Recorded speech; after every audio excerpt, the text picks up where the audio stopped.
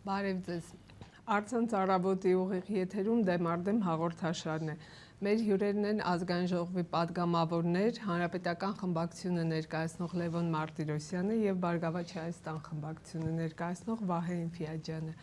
Ես Նելի Գրիգորյանն եմ։ Այսօր մենք կզրուցենք Հայաստանի ներքաղաքական օրակարգի թիվ 1 խնդիր ընտրական օրենսգրքի նախագծի մասին։ Պարոն Մարտիրոսյան, հարցս ձեզ ուղղեմ առաջին։ Ընդդիմադիր քաղաքական ուժերի ներկայացուցիչները դժգոհում են ըստ իս արդարացիորեն, որ ընտրական օրենսգրքի նախագիծը Վենետիկի հանձնաժողով ուղարկելուց առաջ նախ պետք է հայաստանյան հասարակական եւ քաղաքական դաշտում քննարկվեր, քննարկումներ չեղան։ Իշխանությունները, որոնք նոր սահմանադրությամբ նոր մոտեցումների մասին էին խոսում, փաստորեն շարունակեցին իրենց նախորդ թաքուն գործելավոճը։ Ինչու՞։ Ընտրական օրենսգրքի քննարկումը սկսվել է արդեն մեր հասարակական քաղաքական դաշտում, հիմա է դրա ժամանակը, արդեն շրջանառության մեջ է դրված այն ազգային ժողովում քննարկվել է կառավարության կողմից, Վենետիկի հանձնաժողովը ուղարկել է մեր պարտավորությունների շրջանակում է Եվրոպայի խորհրդի առջև, որտեղ դա Եվրախորհրդի մասնագիտացված մարմինն է, որը հետևում է եւ մեր եւ մյուս անդամ երկրների օրենսդրությանը, մարդու իրավունքների հետ կապված իրավական պետության եւ այլն։ Ինչով է պայմանավորված, որ ուղարկվել է Վենետիկի հանձնաժողովին ավելի շուտ, քան ներկայացվել է հանրության դատին, ժամանակի սղության հետ կապված, որովհետեւ մենք 1 տարի հետո ունենալու ենք խորհրդանական ընտրությունը, պետք է հնարավորինս սեղմ ժամկետներում հասցնեինք ուրեմն բոլոր ընթացակարգերը անցնել եւ Վենետիկի հանձնաժողովին ուղարկել եւ ընդամենը դրանով է պայմանավորված, եւ կարծեմ հեղինակները դրա մասին արդեն խոսել են, որ ընդամենը ժամանակի սղության հետ կապված եւ նույնիսկ Վենետիկի հանձնաժողովին ուղարկվելուց հետո բազմաթիվ փոփոխությունների է ենթարկվել հեղինակների կողմից, կառավարության կողմից հաստատվելուց հետո էլ հիմա այդ փաստաթուղթը փոփոխությունների ենթարկում, ել չեմ ասում, որ ազգային ժողովում քննարկումների ժամանակ, երբ մեր գործընկերները իրենց դիրքորոշումները կարտահայտեն, իրենց առաջարկները կներկայացնեն, բազմաթիվ փոփոխություններ կենթարկվեն, այնպես որ դեռ գործընթացը ամենայն սկզբնական փուլում է։ Պարոն Մարտիրոսյան, տրամաբանական չէ, որ վերջնական տարբերակը Վենետիկի հանձնաժողովին ուղարկվի։ Ամբողջ խնդիրը այս է։ Հիմա այս փուլերում պիտի դարձյալ փոփոխություններ լինեն, գուցե դրանցից որևէ մեկը արդեն չի համընկնելու Վենետիկի տեսակետին։ Սա նորություն չէ, մենք մեր օրենսդրությունը, մեր հիմնական այսպես առանցքային օրենքների նախագծերը սահմանադրական փոփոխություններից սկսած մյուս կարևոր ուղարկել ենք Վենետիկի հանձնաժողովի եւ այո, միգուցե կարելի է ուղարկել, բայց կրկնում եմ, ժամանակի խնդիր ավելի շատ, քան թե որևէ տեսակի այլ տիպի խնդիր քաղաքական եւ այլն։ Փաստորեն ոչինչ չի փոխվում մեր քաղաքական օրակարգում, Վենետիկի դաբրոն շարունակում է ավելի կարևոր մնալ։ Բայց սա մեր պարտավորությունների շրջանակում է։ Վենետիկի հանձնաժողովը, եթե տեղյակ չեք, այնպիսի մի մարմին չի, որ ամեն օր նա նիստ է ունենում, եթե չեմ սխալվում, 2 ամիսը մեկ է նիստ գումարում, հաջորդ նիստը լինելու է մարտի կեսին, մյուսը մայիսի կեսին, այնպես որ պետք է հնարավորինս շուտ ուղարկել։ Լավ, պարոն Ինֆիաջյան, Բարգավաճ Հայաստան կուսակցությունը սատարեց սահմանադրական բարեփոխումների գործընթացին, որովհետև հավատաց նոր Հայաստան կերտելու իշխանությունների խոստումներին։ Այս ընտրական օրենսգրքի նախագիծը, որը փաստորեն անկյունակարային է լինելու մեր երկրի հետագա բարեփոխումների ճակատագրում, որքանով է արդարացնում այս նախագիծը ընդդիմադիր Բարգավաճ Հայաստան կուսակցության սպասելիքները։ Նախ, քանի որ դուք նախաբանով սկսեցիք սահմանադրական փոփոխությունների հետ կապված, բարեփոխումների հետ կապված, այո, մենք սահմանադրական փոփոխությունների մեջ տեսել ենք այն դրական կետերը, որոնք որ արտացոլում են Բարգավաճ Հայաստան կուսակցության ծրագրային դրույթները եւ դա եղել մեր հիմնական դեղթապատճառը եւ մենք հավատացել ենք մեր ծրագրային դրույթներին, մեր տարածքային կառույցներին, այն համագումարում ընդունված ծրագրային դրույթներին եւ գնացել ենք բնականաբար այդ ճանապարհով, այդ զուտ սահմանադրական փոփոխությունների հետ կապված եւ քանի որ սա մի փոքր նախկին գործառույթներից խոսվեց Վենետիկի հանձնաժողովում անցած այս ճանապարհով, ես կարծում եմ, եթե մենք մի փոքր էլի հետ գնանք, որպեսզի շատ ավելի առաջ կարողանանք գնալ, բայց ամփոփել այդ անցյալում տեղի ունեցած գործընթացները, բնականաբար սահմանադրական փոփոխությունների ժամանակահատվածում անընդհատ խոսվում էր նոր ընտրական գործընթացների մասին, այն արատավոր երևույթները, որ նախկինում տեղի ունեցել, տարբեր գնահատականներ են ստացել, միջազգային կառույցներում է քննադատվել, Հայաստանում են տարբեր կառույցներ կամ միջազգային դիտորդներ գնահատականներ տվել, որը որ ես կարծում եմ մեր համար շատ դեպքերում պետք է արձանագրել ու պատվաբեր չի եղել, եւ վստահության շեմի հետ կապված պարբերաբար մենք խնդիր ենք ունեցել թե քաղաքացիների մասով, թե քաղաքական կառույցների մասով։ Այս ամեն ինչով մենք մտահոգված լինելով հանդերձ, մենք գտնում ենք եւ այդ տրամաբանությամբ առաջնորդվելով, որ իրական ռեալ ժամանակահատված այս ժամանակահատվածում մի հետաքրքիր իրադարձություններ կարող են զարգանալ, որ էականորեն փոխվի մթնոլորտը եւ քաղաքացիների տրամադրվածությունը։ Խոսքս գնում է հիմա արդեն իսկ ընտրական օրենսգրքի հետ կապված։ Այսինքն ընտրական օրենսգիրքը իր մեջ ինչ պետք է արտացոլի։ Այն մեծ վստահությունը,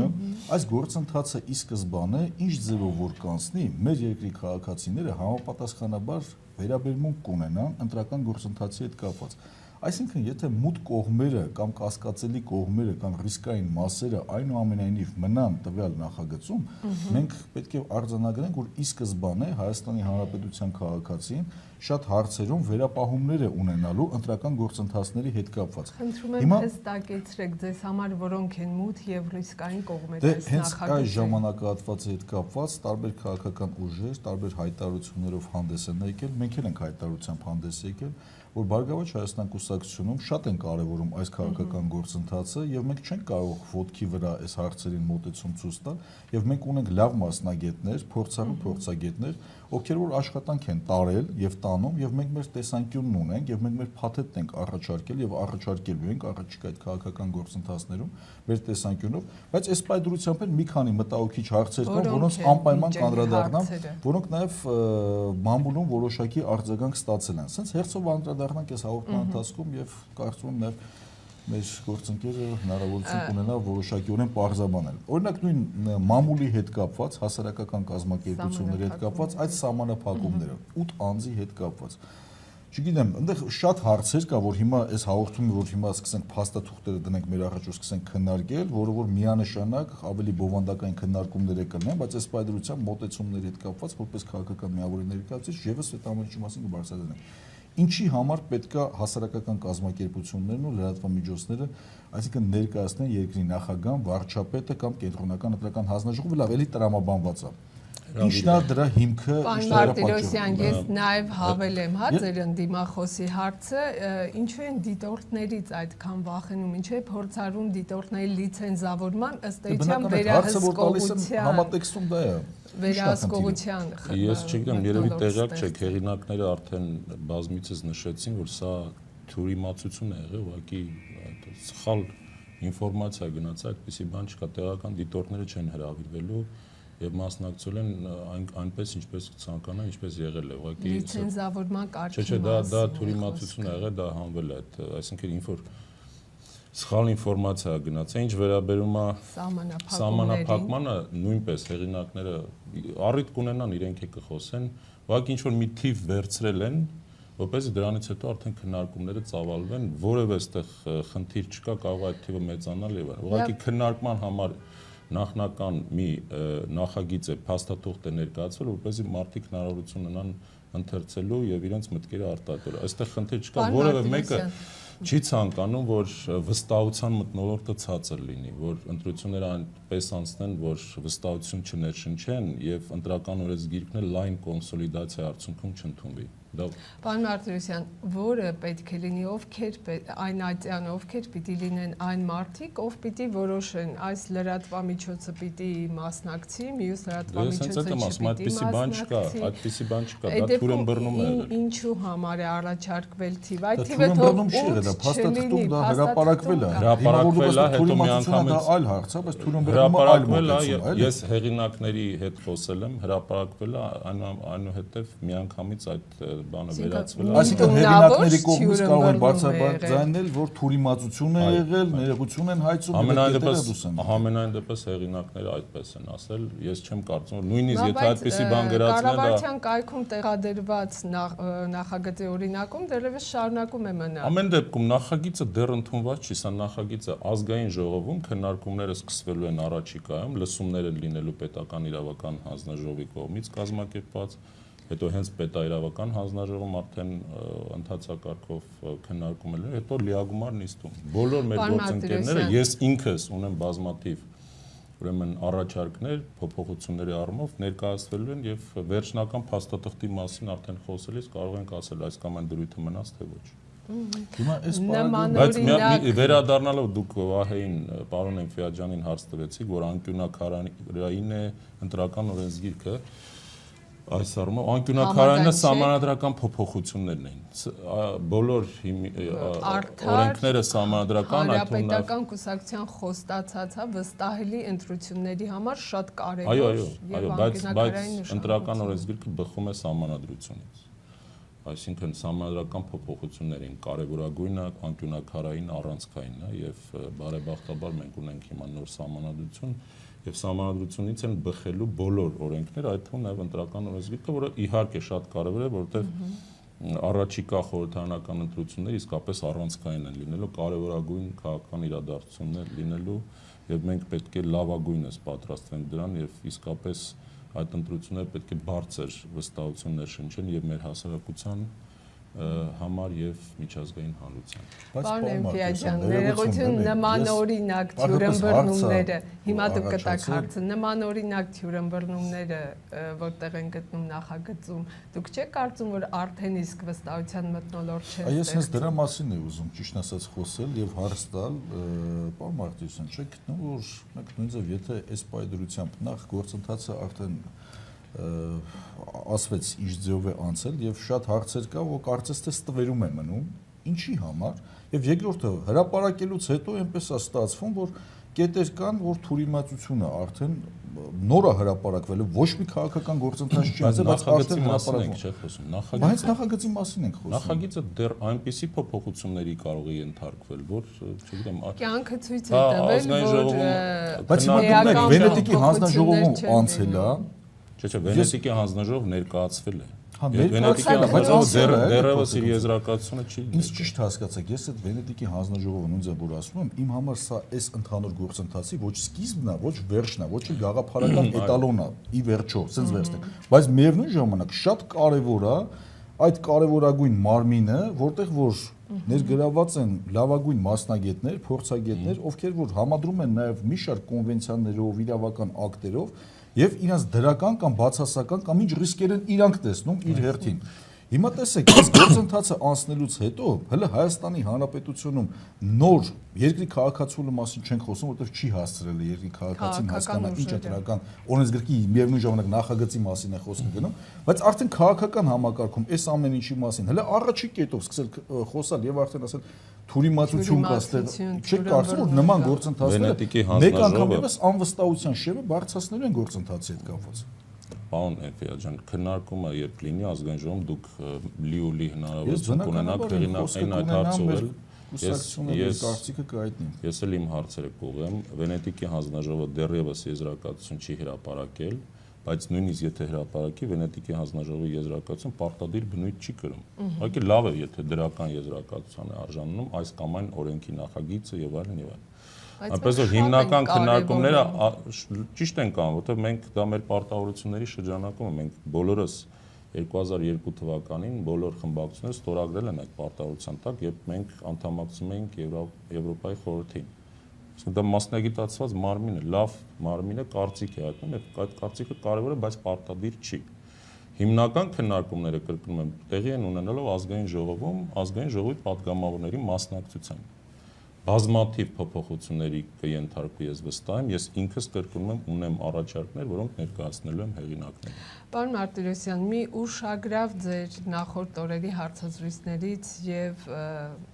հայտարարություններից ուշագրավ դիտարկում։ Սահմանադրությամբ 100%-անոց համամասնական ընտրակարգ ամրագրվեց, դուք ինքներդ քանիցս ասել եք, որ մեծամասնական համակարգի կողմնակից եք։ Հիմա դուք փաստում եք, որ այսպիսով իշխանությունը փաստորեն կատարեց ընդդիմության, պահանջը, ցանկությունը, բայց միևնույն է, ընդդիմադիրները շարունակում են դժգոհ մնալ։ Շատերը ուղիղ այդ բարկանիշային քվեարկության մեջ շատերը շատ վտանգավոր միտումներ են տեսնում, ասում են, որ սա խաբեություն է պարզապես, որտեղ մեծամասնական ընտրական համակարգն է պահպանվել։ Ես սահմանադրական իրավունքի մասնագետ եմ եւ սահմանադրական քննարկումների ժամանակ բազմիցս ուրեմն հնչեցրեցի տարբեր գաղափարներ, որ մեր ընդդիմադիրները լսեն։ Ուրեմն 100%-անոց համամասնական ընտրակարգ ամրագրել սահմանադրության մեջ, դա միայն քաղաքական կոմպրոմիսի արդյունքում կարող է, որտեղ գրեթե որևէ սահմանադրություն չկա աշխարհում, որտեղ ամրագրված այդպիսի մանրուք, սա մանրուք է։ Սա ընտրական օրենսգրքի մակարդակով որոշելիք հարց է։ Բայց դա մանրուք չի կարելի համարել։ Չէ, դե ուրեմն այնքան տասնամյակների պահանջ էր, որ իշխանությունը կոմպրոմիսի գնաց, ասաց լավ, որպեսզի դուք վստահ լինեք, վստահություն, մենք կամրագրենք այս համակարգը սահմանության մեջ։ Այն շարունակում դժգոհ բան են Ֆեյջան, կբացատրեք։ Ուղղակի խնդիրը ինչու՞ է, համամասնական ընտրակարգը ունի տարատեսակներ, ինչպես եւ մեծամասնականը։ Ռեյտինգային համակարգ կա, պրեֆերենցիալ, այս նախագծում ընտրականությունը ավելի ճիշտ անվանումը կլիներ բաց ցուցակներով համամասնական ընտրակարգ, այսինքն տարածքները։ Այն նաև ունի մեծամասնականի տարատեսակ, միջազգային իրավունքի մասնագետներից շատերը սահմանադրական իրավունքի համարում են այս ռեյտինգային քվեարկությունը մեծամասնականի տարատեսակ։ Սա հակասություն չկա, խառը համակարգի մի տեսակ է։ Բայց մենք հո չէինք կարող իսկապես սահմանության մեջ գրել նաև որ ռեյտինգային չպետք է լինի կամ բաց կամ դա իսկապես արդեն մանրուքներ են դա ստեղից է գալիս խնդիրը։ Ես կրկնում եմ փոքրիկ մանիպուլյացիա, որը ինքս մեծամասնական 100%-անոց մեծամասնական ընտրակարգի կողմնակից եմ միշտ եղել եւ կարծում եմ դա է ամենաժողովրդավարական ընտրակարգը, երբ ընտրողը գիտի ում է ընտրում, իր ընտրատարածքումից է պահանջում,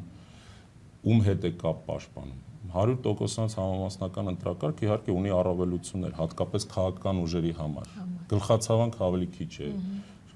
պետք չէ ամեն դուռը թակել եւ այլն, ընդհանուր ցուցակ լիդերներին ճանաչում են քվեարկում, բայց ընտրողի համար սա լավ տարբերակ չի, որտեղ ընտրողը չգիտի։ Դրա համար գոնե այս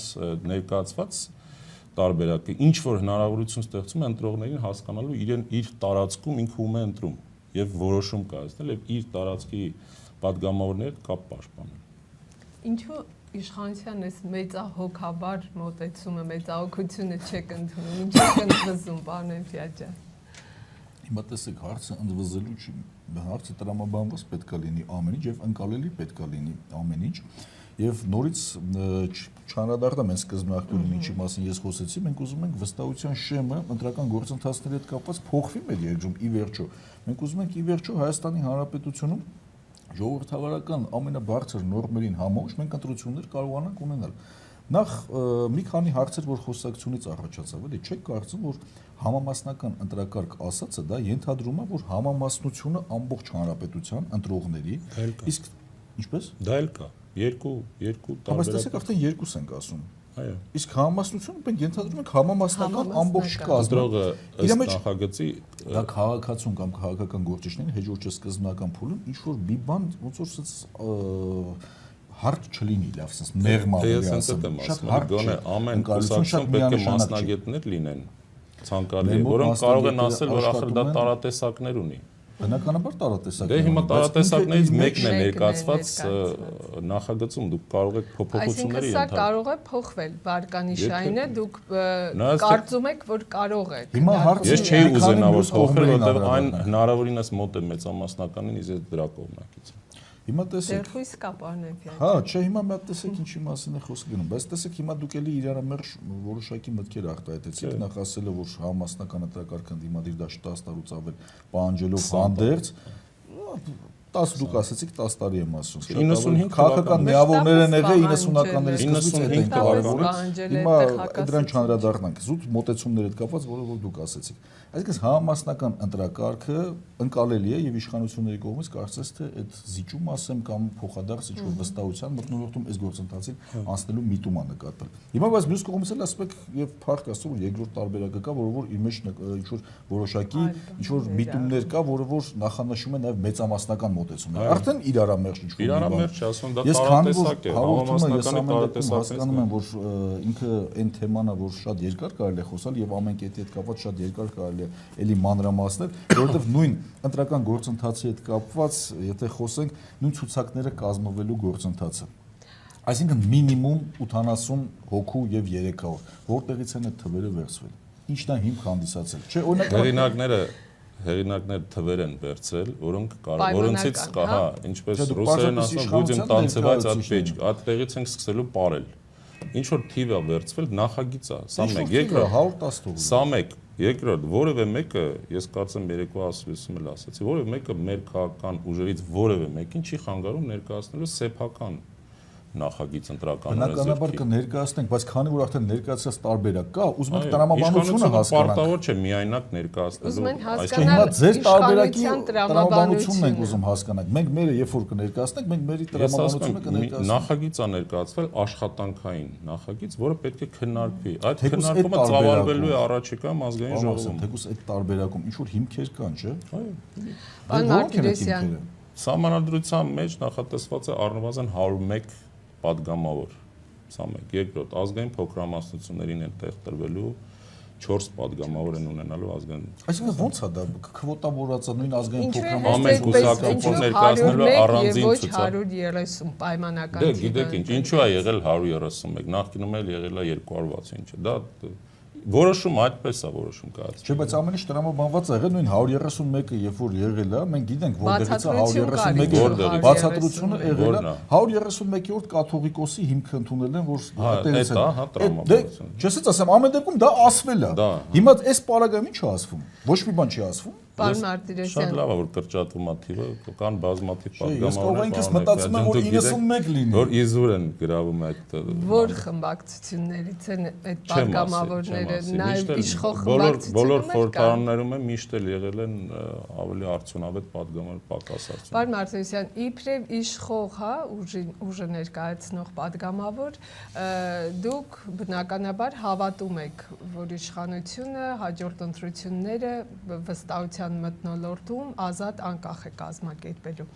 Այդ դեպքում ինչն է բոլորը շահագրգռված են։ Հայտարարում են, ամեն դեպքում նման այդ կերպ հայտարարում են։ Հիմա ինչն է խանգարում այդ վստահությունը ստեղծելու առաջի քայլը անել եւ քվեարկողների ցուցակը հրապարակել։ Քվեարկողների դուք նկատում եք ընտրություններից հետո ինչը էականորեն կնվազեցնի Սահմանադրական դատանի որոշում կա այս հարցի վրա, Սահմանադրական դատանը դեմ է արտահայտվել, սա Սահմանադրական դատանի որոշում է, մեկ, երկրորդ համարվում է, ես ինքս դեմ չեմ դրան ընդհանրապես, բայց այդպեսի որոշում համարվում է, որ դա Սահմանադրական դատան մերժել է քաղաքական ուժերի առաջարկը, հա, բայց չի արգելել ընդհանրապես։ Արգելել է, ընտրական իրավունքի գաղտնիության խախտում է համարվում, 2 Եվ երրորդ ելի եմ վերադառնում Վենետիկի հանձնարարը, Վենետիկի հանձնաժողովը բացասական եզրակացություն է տվել դրան։ Պարոն Մարտիրոսյան, բայց խոսքը արդյունքների այո կամ ոչի մասին չէ, խոսքը ընդհանրապես ընտրողների ցուցակի մասին է, որը հնարավորություն կտա կեղծիքները հաշվարկել։ Միջազգային իրավունքում մարդու իրավունքների մասում համարվում է սա ընտրողների ընտրելու իրավունքի գաղտնիության խախտում, ընդհանրապես սա եւ ամենակարևորը չեմ կարծում որ դա պիտի վստահության մթնոլորտը մեծացնի, հիմա մենք եթե ամեն ինչ լավ ստացվի էլեկտրոնային քվեարկության անցնենք, սա ուղղակի ֆինանսների հարց է ավելի շատ, որտեղ նույնականացման քարտերով պետք է քվեարկեն մարդիկ էլեկտրոնից, ոչ բոլորը մեր համակարգացիներից ունեն այդ քարտերը, եթե չեմ սխալվում, ուղիղ կեսը չունի 600,000-ի չափ մարդ, եթե դա հնարավոր է, դա պիտի վստահությունը բարձրացնի, որտեղ դրանով հասնում են բոլոր խնդիրները լուծվում են, մարդ եկավ քվեարկեց վերջ, բոլորը տեսան, որ ինքը քվեարկել է իր նկարը պատկերվում է եւ ընտրողների ցուցակը վերջում հրապարակելով չհրապարակելով չեմ կարծում ինչ որ հարց լուծվի։ Պարոն Էնֆիաջյան, Սահմանադրական դատանի հայտնի վճիռը, որը վկայակոչվում է, դիմող կուսակցություններից մեկն էլ Բարգավաճ Հայաստանն էր, այդպես է կընկալել, որ վերջի ատյանի ճշմարտությունը, որը արգելում է ցուցակների Սահմանադրական դատանի վճիռը ես հիմա չեմ ուզում քննարկեմ, քանի որ նաև մեզ հուշում են, որ շատ կարճ ժամանակ է մնացել մեր հաղորդմանը, բայց այնուամենայնիվ կարևորագույն հարցերին ուզում եմ անդրադառնալ։ Չեք կարծում, որ եթե նույն ցուցակների հետ կապված նույն անուն ազգանուն հասցե հրապարակելուն հետ մեկտեղ մենք հրապարակենք ամսաթիվը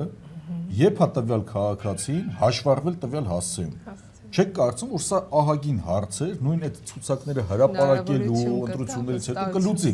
Այսինքն այստեղ վստահության հարց կա եւ եկեք մի բան էլ հասկանանք, մենք ի վերջո խոսում ենք մի երևույթների մասին, այն դրսևորումների մասին, որոնց մենք ականատեսն ենք եղել։ Մեկ օրինակը, երկու օրինակը կամ բազմաթիվ օրինակները բնականաբար դրանք արդեն մտահոգության տեղիք են տալի եւ մենք ուզում ենք այդ ռիսկերը բացառել եւ համապատասխան գործիքներով օժտել համապատասխան օրենքը, որպեսզի մենք հետագայում նման խնդիրների չանդրադառնանք։ Եվ քանի որ այս պայմանությամբ շատ է արծացվում այս հարցը, օրինակ որպես մոտեցում, ի՞նչն է պատճառը, որ չի գրվում նաեւ ամսաթիվը, երբ տվյալ անձը հաշվառվել տվյալ հասցեում։ Եթե այդ հաշվառումը լինի, ես կարծում եմ շատ հարցերի պատասխաններ կլինի, որովհետև ընտրություններից հետո էլ պետք չի արդեն այդ ցուցակները հրապարակել։ Ընտրություններից առաջ արդեն մարդիկ կարող են մոտիկանալ եւ հասկանալ, օրինակի համար X ընտրատարածքում, չգիտեմ, 1 ամիս առաջ կամ 1 տարի առաջ 100 կամ 200 կամ շատ ավելի մեծ թվով մարդիկ են հաշվառվել։ Մարդը հաշվառվելն է իր իրավունքն է, որտեղ բայց այդ ամբողջ գործընթացը անելուն զատ մեծ խնդիր չի, ես կարծում եմ սա լուրջ միտում կլինի։